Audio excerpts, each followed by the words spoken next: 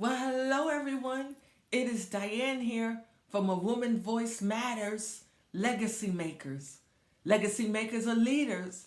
We are they who are innovative and we dare to be seen. We've stepped out of the box of safe and predictability, for we have determined we will build a legacy on purpose, intentionally.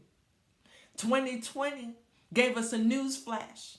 Predictability, out of here, shattered at its roots.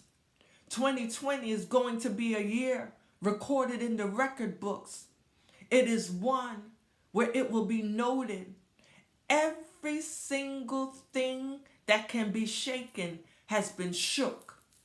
Every single thing that can be tested has been tested. Every manner of normalcy that we have come to know has been turned upside down, inside out. 2020 is commanding our full attention. And I stand here today seeing a global reckoning going on, a mandate for leaders walking through unprecedented days of perceived unknown, walking under a pressure of having to make the right decisions in the right moment, recognizing and understanding people's livelihoods, their ability to sustain their families is counting on us to pivot in the right moment at the right junction. So I want to talk leader to leader, because some have no perspective for the pressure we are faced with. But I want to tell you some of the gems that I have learned through this space of learning how to tap into untapped capacity. For you see, in the middle of March, like many organizations around the world, we were shut down and we had to figure out how were we going to resume operations and remain a viable business. And we had to quickly determine in a number of days how to reinvent ourselves, how to come up with business practices and protocols, and then teach it to an employee population where 99% of them have never worked from home. And you see, there was a pressure to have answers. There was a bounty on the grace on my life that I realized was requiring a response out of me that mandated me to make an emotional pivot. You see, after Zoom call after Zoom call, email after email, I was becoming frustrated. And I couldn't understand why. I had to pause for a minute, because if you know anything about me, I'm not one who performs in chaos. I command my world to come into order. And so I had to pause. And the thing that I recognized, I said, I felt like I went to my final exam at school and there were questions on the exam that it feels like my teacher snuck in there, that they showed up unprepared. And so I had to make a decision. Diane, there are people counting on you.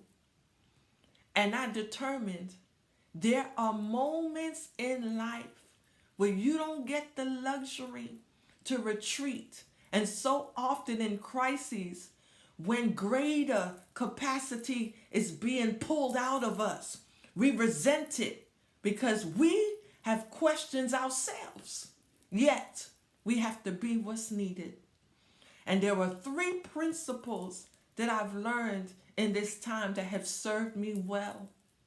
Number 1 is don't you dare lose victory, because crises has a way of revealing concealed capacity when you get to a positioning in yourself of centeredness, and that only comes with ascending higher. We are spiritual beings, and there is no way you can make sense out of this friction without elevating to a higher place of praise and study. Number 2, curiosity.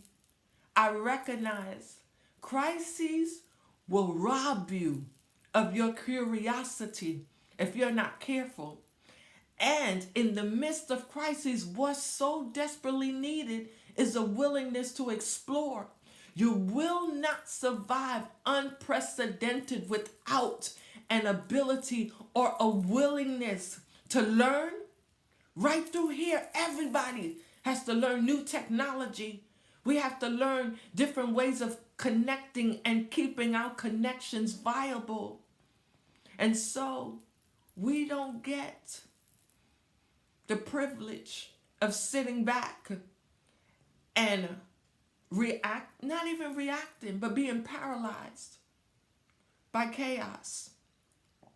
What I learned is so often God is trying to use us in an unorthodox way, but we resent the fact that he's pulling on dimensions of us that we have to use in a moment where we feel like, what happened to the training class on this? On the job training on the front line. And I want to talk to somebody who feels like where they are is too much pressure. But I want you to know there's a capacity in you.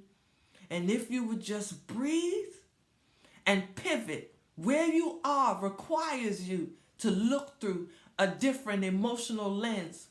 All over the world, people are living a masked reality, and you are one who have to choose to show up and own your face of brilliance.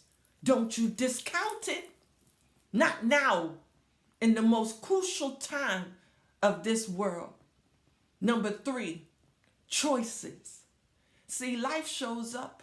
Many curveballs find us unexpected.